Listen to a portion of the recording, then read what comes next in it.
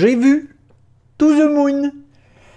Qu'est-ce que c'est ? C'est un film, une comédie avec Scarlett Johansson et Channing Tatum, que l'on peut voir sur l'affiche.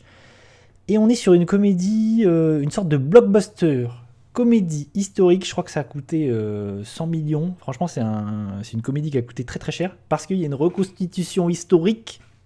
Et on va parler du début de l'aventure spatiale des États-Unis, Apollo 11, l'affrontement entre les États-Unis et la Russie pour savoir qui va envoyer le premier homme dans l'espace, le premier homme sur la Lune, et tout ça dans une comédie. C'est un film un petit peu foutraque, un petit peu bordélique, parce qu'il y a plein de films dedans.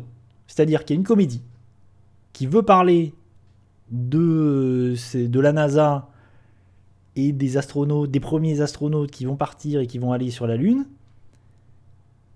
sous un angle vraiment parodique.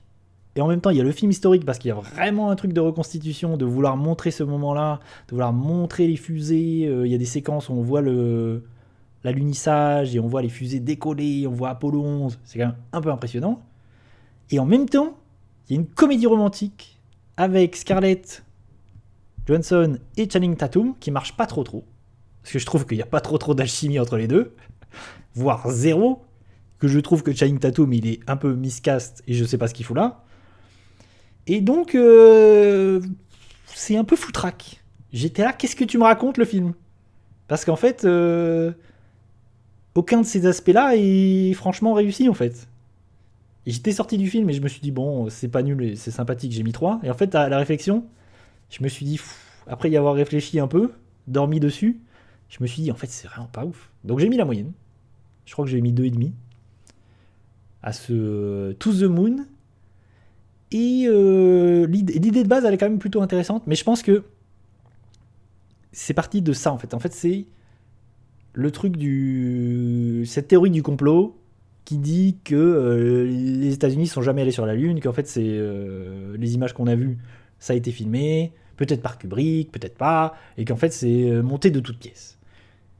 Et l'idée du film, c'est de faire une comédie, parodie, une comédie là-dessus, quoi, en fait. C'est de partir de ça et d'en faire un film et autour de ça et de faire une comédie. Et je pense qu'il y a une séquence qu'on voit dans la bande-annonce qui est où on voit Scarlett Johansson prononcer un petit dialogue qui dit finalement j'aurais dû embaucher Kubrick. Et je pense que tout le film est monté autour de ça en fait. Juste pour ce petit moment, pour cette petite idée rigolote. Et qu'au final, on a monté là-dessus une comédie romantique, on a monté là-dessus des briques et des briques, et tout se casse un petit peu la gueule. J'ai l'impression que ces briques, elles sont posées les unes sur les autres, et qu'elles sont un peu brinque-ballantes, et à un moment donné, bam, ça se pète un peu la gueule. Mais je trouve que c'est pas complètement nul. En vérité, j'ai l'air hyper négatif, mais c'est pas non plus complètement nul à chier. Qu'est-ce qui se passe dans le film ? C'est Scarlett Johansson, j'ai pas raconté ce qu'était le pitch, mais c'est Scarlett Johansson qui en fait est embauchée par la NASA pour promouvoir et marketer en fait toute cette aventure spatiale des astronautes de Apollo 11 qui vont aller sur la Lune. Et elle va être confrontée au chef de toute cette entreprise qui est Channing Tatum, qui s'occupe de cette aventure. Et donc au début ils s'aiment pas vraiment, mais bon, évidemment comédie romantique exige, ils vont finir par se kiffer. Et on va la voir du coup faire des choses un peu absurdes pour essayer de promouvoir à tout prix cette aventure, pour faire en sorte que l'opinion publique trouve ça fantastique et que oui, la Lune, l'espace, c'est fantastique, c'est merveilleux. Et le président des États-Unis, enfin des gens vont demander à Scarlett dans le film, il faut que en fait elle ait un backup. En fait, il faut que, théorie de complot, il faut qu'elle tourne une version de l'alunissage des astronautes qui arrivent sur la Lune pour avoir un backup en fait. Si jamais ça fonctionne pas, si jamais y a un problème ou quoi, il faut que à un moment donné ils aient un backup. Donc c'est pour ça qu'on va la voir embaucher quelqu'un. Il va y avoir un tournage où on va les voir tourner, essayer de tourner une version falsifiée, une fausse version. Donc le film tourne autour de ça. De cette idée de la théorie du complot, de la vraie histoire d'Apollo 11, de la comédie romantique, et que au final, il n'y a rien de foufou. Rien de folichon, même si tu vois qu'il y a eu beaucoup de budget, que en ce qui concerne la reconstitution historique et même les scènes un peu spectaculaires de la fusée, des astronautes, machin, c'est quand même un peu cool. Mais c'est noyé dans un truc. Franchement, je trouve que l'aspect comédie romantique, je m'en serais passé. Je trouve, en fait, il y a un truc de trop dans le film. Mon avis en définitive, c'est ça. C'est que je trouve que il y a quelque chose en trop dans le film. Ils ont voulu trop en faire, et je pense que cet aspect comédie romantique, c'est peut-être sur ça que le film se vend, parce que Scarlett et Channing Tatum. Mais pour moi, ça marche pas de ouf. Je trouve qu'il n'y a pas tellement d'alchimie. Scarlett Johansson, elle est super. Mais alors, Channing Tatum, je le trouve un peu nul dans le film. Et en plus, je trouve qu'il est un peu miscast.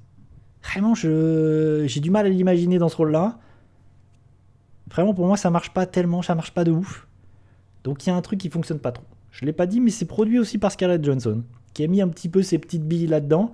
Et autre information, et ça, c'est pour ça aussi que j'étais intéressé par le film, c'est que compositeur du film, c'est Daniel Pemberton, que moi j'adore. Vraiment, entre autres, c'est le compositeur des Spider-Man, Spider-Verse et Across, c'est ça, Across the Spider-Verse, Into the Spider-Verse. Vraiment, c'est un compositeur génial. Moi, c'est l'un de mes compositeurs préférés contemporains ces dernières années. Bon, j'ai pas noté la musique plus intéressante que ça. Il faudrait peut-être que je la réécoute. Mais en tout cas, ça m'avait un petit peu aguiché parce que j'aime beaucoup ce que fait Pemberton. Je pense qu'il faudra réécouter cette OST parce qu'il fait toujours des choses intéressantes. Voilà. J'ai pas grand chose de plus à dire sur To the Moon. Je pense que ça va. J'ai le sentiment que ça va flopper. J'ai comme l'impression que ça va un petit peu flopper parce que j'ai vu très peu de marketing autour de ce film. Et qu'en plus, ça a coûté très cher. C'est vraiment une comédie qui a coûté très très cher. Aussi parce qu'on a Scarlett Johansson, je pense, et Channing Tatum. Mais bon, un film, je pense, je vous en reparle l'année prochaine, je l'ai oublié. Je m'en souviens déjà plus. Donc voilà, To the Moon. Je crois que ça s'appelle Fly Me to the Moon en VO. Et qu'en France, on s'est dit, c'est un peu long. Les Français, ils savent pas prononcer l'anglais. On va rester sur To the Moon, c'est déjà très bien.